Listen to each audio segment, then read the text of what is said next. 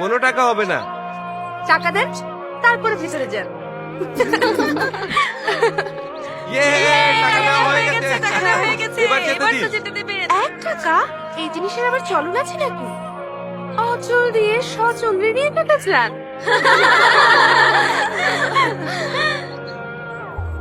লক্ষ কোটি টাকার কাবিনের সাথে এই 1 টাকাকেই রাখতে হয়। বাবা, কত ক্যালকুলেশন! ওই ক্যালকুলেশন সাহেবের নামটা কি? প্রথম আহা, নামের বাহারে তো হাইসা গেলাম রে। আপনার আচরণটা খয়রাতির মতো কেন? এক কাজ করেন, আপনার এই নামটার সাথে না মাত্র 1 টাকা যায় না, তার চেয়ে নামটা পাল্টে ফকির সাহেব রেখে দেন।